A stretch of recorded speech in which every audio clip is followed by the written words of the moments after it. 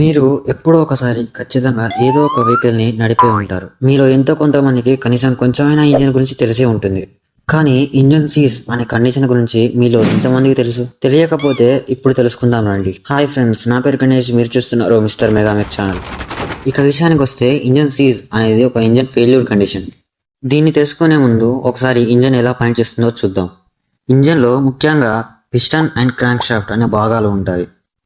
అయితే ముందుగా ఇంజన్ని స్టార్ట్ చేసేటప్పుడు సెల్ఫ్ స్టార్ట్ మోటార్ సహాయంతో ఇంజన్లోని పిస్టన్ కిందికి వస్తుంది. అప్పుడు లోపల ఉన్న ఫ్యూయల్ మరియు ఎయిర్ మిక్చర్ బండి చిన్నపాటి పేలుడు జరిగి పిస్టన్ అనేది కిందికి వస్తుంది. మళ్ళీ పిస్టన్ మీదికి వెళ్ళినప్పుడు ఇంకో వాల్వ్ ఓపెన్ అయ్యి అందులో నుంచి ఫ్యూయల్ మండిన తర్వాత వచ్చిన పొగ బయటికి వెళుతుంది. ఇదే cycle number of times repeat కావడం వల్ల వెహికల్ ముందుకు వెళ్తుంది. ఇక మీరు ఇంజన్ ఎలా పనిచేస్తుందో తెలుసుకున్నారు. ఇప్పుడు ఇంజన్ సీజ్ అంటే ఏమిటో తెలుసుకుందాం. ఇంజన్ సీజ్ అంటే ఇంజన్లోని moving parts, piston, crankshaft, bearings వంటి పార్ట్స్ కదలకుండా ఆగిపోయిన సిచ్యువేషన్ని ఇంజన్ సీజ్ అని అంటారు. అంటే మూవింగ్ పార్ట్స్ అనేవి lack of lubrication or friction, ఇంకేదైనా ఇంటర్నల్ మెకానికల్ ఫెయిల్యూర్ వల్ల ఎటో కదలకుండా స్ట్రక్ అయిపోయిన సిచ్యువేషన్ని ఇంజన్ సీజ్ అని అంటారు. అసలు ఇంజన్ సీజ్ ఎందుకు అవుతుందో 2 ఎగ్జాంపుల్స్తో చూద్దాం.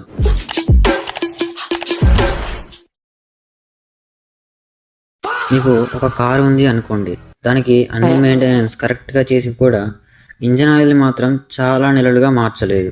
అయితే ఇంజన్ ఆయిల్ అనేది ఇంజిన్ని స్మూత్గా పర్ఫామ్ చేయడానికి వాడతారు. మెటల్ సర్ఫేస్ మనకి ఎంత స్మూత్గా కనిపించినా మైక్రోస్కోపిక్ లెవెల్లో చాలా రఫ్గా ఎగుడు దిగుడుగా ఉంటుంది. సో ఆ గ్యాప్స్ మీద ఈ ఇంజన్ ఆయిల్ ఒక లేయర్గా ఫామ్ అయ్యి సర్ఫేస్ ని స్మూత్ గా చేస్తుంది. అలాగే ఆయిల్ ఒక కూలాంట్ గా కూడా పనిచేసి ఇంజిన్ లోని హీట్ ని కొంచెం వరకు అబ్జర్వ్ చేసుకుంటుంది. మీరు ఎప్పుడైతే మీ కార్ ఇంజన్ ఆయిల్ ని చేంజ్ చేయకుండా అలాగే ఉంచుతారో అప్పుడు ఆయిల్ ఫుల్ గా డీగ్రేడ్ అయ్యి అందులో ఫుల్ డర్ట్ ఫామ్ అవుతుంది.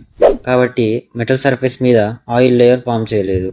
అప్పుడు మెటల్ సర్ఫేసెస్ ఒకదానినొకటి రుద్దుకొని ఎక్సెస్ హీట్ ని రిలీజ్ చేస్తాయి. ఆ ఎక్సెస్ హీట్ వల్ల మెటీరియల్స్ ఎక్స్పాండ్ అయ్యి ఇరుక్కుపోయి ఇంజన్ సీజ్ అవుద్ది. ఇది ఇంజన్ సీజ్ కి ఒక ఎగ్జాంపుల్. ఇప్పుడు ఇంకొక ఎగ్జాంపుల్ ని చూద్దాం. ఒకరోజు మీరు ఒక హైవే మీద 5th గేర్లో హై స్పీడ్లో వెళ్తున్నారు అనుకుందాం. మీ ముందున్న వెహికల్ సడన్గా బ్రేక్స్ వేసింది. ఇప్పుడు మీరు కూడా బ్రేక్ వేయాల్సి వస్తుంది కాబట్టి గేర్ డౌన్ చేశారు అనుకుందాం. మీరు బై మిస్టేక్ చూసుకోకుండా 5th గేర్ నుంచి డైరెక్ట్గా 2nd గేర్కి డౌన్ షిఫ్ట్ చేశారు అనుకుందాం. ఇప్పుడు మీ ఇంజన్ ఆల్రెడీ మ్యాక్స్ ఆర్పిఎం మీద ఉంది అండ్ మీ వీల్స్ అనేవి హై యాక్సిలరేషన్లో ఉన్నాయి. హై యాక్సిలరేషన్లో ఉన్న మీ వీల్స్ అనేవి మీ ఇంజన్ని ఓవర్ రేవ్ చేస్తాయి. అంటే మీ ఇంజన్ని మ్యాక్స్ ఆర్పిఎం బౌండరీస్ని దాటి పుష్ చేస్తాయి. దానివల్ల మెయిన్గా ఇంజన్లో పిస్టన్ని క్రాంక్ షాఫ్ట్ని కనెక్ట్ చేసే కనెక్టింగ్ రాడ్ ఓవర్గా స్ట్రెస్ అయ్యి విరిగిపోతుంది. సో దానివల్ల లోపల అది ఇరుక్కుపోయి క్రాంక్ షాఫ్ట్ని కదలకుండా చేస్తుంది. సో ఇప్పుడు కూడా ఇంజన్ సీజ్ అవుతుంది. సో ఇలా కొన్ని తప్పుల వల్ల మీ ఇంజన్ అనేది సీజ్ అవుతుంది. ఈ వీడియోని మీరు ఇక్కడ వరకు చూసారంటే ఎంతో కొంత ఈ వీడియో మీకు నచ్చే ఉంటుంది. అలాగే ఈ వీడియో చూసి మీరు ఎంతో కొంత నాలెడ్జ్ గెయిన్ చేసే ఉంటారు. కాబట్టి ఈ వీడియోని ఒక లైక్ చేసుకోండి. అలాగే ఇంకా ఏదైనా ఎక్స్ప్లెనేషన్ కావాలంటే కామెంట్స్లో పెట్టండి. ఇక ఇంజన్ సీజ్ అవ్వకుండా ఎలా ఆపాలి అంటే రెగ్యులర్గా ఇంజన్ ఆయిల్ని చెక్ చేయండి. అండ్ ఇఫ్ దట్ వాస్ లో ప్లీజ్ ఆయిల్ని కరెక్ట్ లెవెల్లో మెయింటైన్ చేయండి.